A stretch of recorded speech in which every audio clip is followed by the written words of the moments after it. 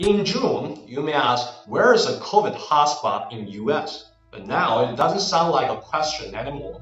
It is almost everywhere. Tuesday opinion, this is Q. This map, provided by KFF on November 13th, shows that except Hawaii, all 49 states in the US and the DC have been marked as hotspots, marking the fall of the US. NBC, NPR, Washington Post, maps given by many American media showed us what the raging epidemic looks like since November. There are more than 11 million confirmed cases of COVID, more than 247,000 deaths, more than 180,000 daily new cases, and more than 1 million confirmed children in the US. NYT content a 14-day change, 82% increase for new cases, 40% increase for deaths. Savagely raging epidemic was called an outer pandemic catastrophe by the foreign policy.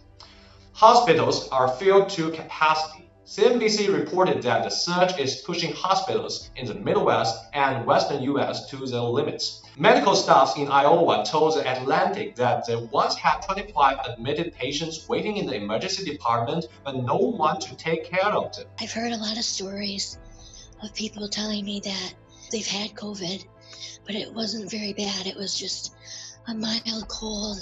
But I'm just here to say that it can be much more serious. First, my mother passed away. Then my dad. Then my cousin, Martha.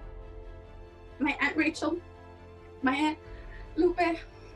And my Uncle Louis. The healthcare system there is going to collapse. Some nurses have to become a machine zipping so many body bags. And in South Dakota, some dying patients still don't believe the virus is real. They're horribly ill. They're gasping for breath, and yet they don't believe they have COVID? Yeah, it wasn't one particular patient. It's just a culmination of so many people. You hear your governor, Kristi Noem, say, my people are happy. They're happy because they're free. What's your response? You know, I think it's frustrating. Anybody that uses any chance to make this political makes any healthcare provider want to scream. Can the fight against epidemic escape from the partisan wrangle? No one can give an answer. The South Dakota governor, a Republican, is still unwilling to issue the marked mandate calling by the Democrats.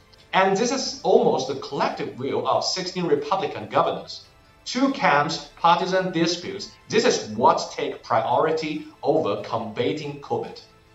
Now the game of politics between two parties has gone out of their arena and completely penetrated into the civil society, revealing as conflicts. After the Million Mega March in DC November 14th, tens of thousands of Republican supporters took the streets again. Demonstrators alone get beaten by the opposites. Several firearms were recovered by police. At least 20 people had been arrested. Wait a second, can we just roll it back? Let's see how many people didn't wear masks. Dear my, I think at least half of them. You hear Atlas, the member of current White House coronavirus task force, is telling Michiganders to rise up against new restrictions. And on social media, you see frauds, conspiracies, invites to protest rally. When the falling America can get out of this darkest moment of epidemic?